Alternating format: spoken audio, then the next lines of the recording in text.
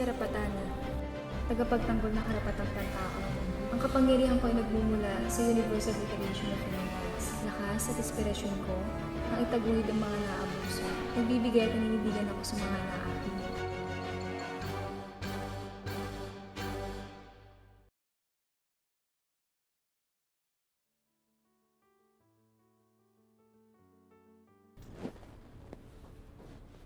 Anak! Anak! Hi, ito pala ang aking anak, si Karapatadler. Say hi, anak!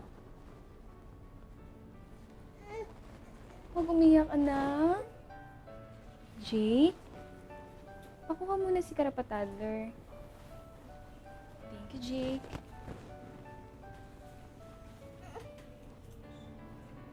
Siguro nagtataka kayo, kahit na super busy ako sa pagiging superhero, nagagawa ko pa rin maging super mommy. Sa totoo niyan, hindi talaga ako handa nang pinagbubuntis ko si Karapatadler. Sobrang bata pa ako noon at marami pa akong responsibilidad, lalo-lalo na ang pagiging superhero. Marami na ako natulungan tao, marami naging kaibigan, si Alice at Carlo, si George, si Beth, and even Alfred. Sila yung mga naturuan ko tungkol sa sexual reproductive health and rights.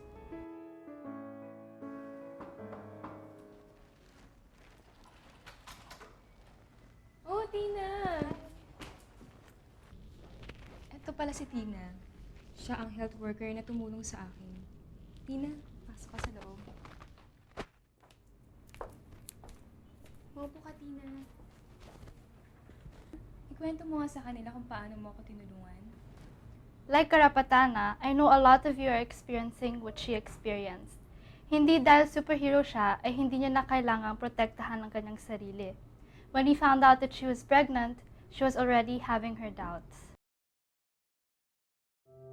Di kaya dapat magdalawang isip na lumapit sa inyong mga magulang kung meron kayong mga problema, lalong-lalo na kung tungkol ito sa kalusugan. Dahil maiintindihan namin kayo, dahil bilang isang magulang, tungkulin namin na maturuan ang aming mga anak ng usaping sexualidad. At isa pa, maihahanda nito ang inyong mga anak na magbukas ang kanilang mga isip bago sila maturuan ng sexuality education sa kanilang mga paaralan.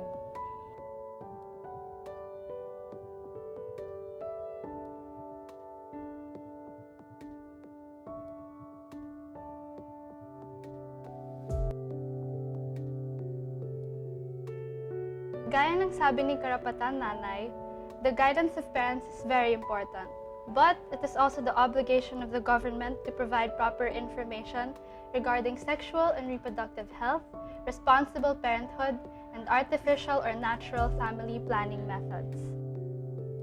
But before we go there, it is also the obligation of the government to provide age and development appropriate reproductive health education.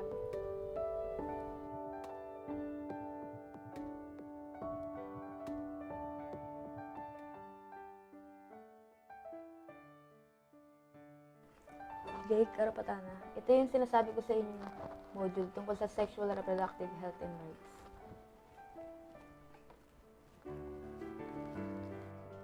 Nandito kami ngayon sa Amnesty International Philippines, isang human rights organization na nagtataguyod ng sexual reproductive health and rights. Malaki ang naitutulong ng Amnesty International sa pagbibigay ng mga impormasyon tungkol sa sexual and reproductive health and rights. Katulad ng pinagdaanan namin ni Karapatana, mas mahirap kung walang mga organisasyong magbibigay ng impormasyon tungkol sa pagbubuntis at panganganak, kasama na dito ang kaalamang pangkalusugan ni Karapatana at ni Baby Karapatan.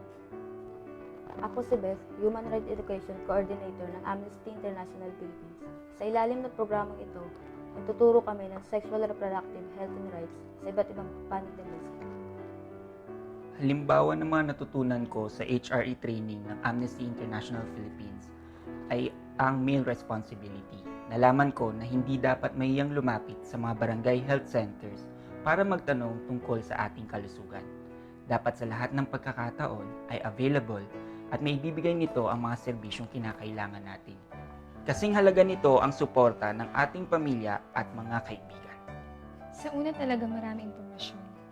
Pero sa tulong ng trainings, matututunan ng basic rights patungkol sa sexual reproductive health. Tama si Karapatana. Maaari kayong makatulong para sa dagdag kaalaman tungkol sa sexual reproductive health and rights. Pwede rin kayo maging human rights educator katulad ni Alisa. Hi, I'm Alisa, Human Rights Educator. Ang Amnesty International Philippines ay patuloy na pumupunta sa health centers upang tiyakin na sapat ang doktor at health workers lalo na sa liblib na lugar. Hindi kaya ng karapatan na magpatrol mag-isa, kaya dapat natin siguraduhin na sapat ang services and products ng health centers. Pwede tayo maging superheroes in our own way. Alamin ang sexual and reproductive health and rights. Makialam.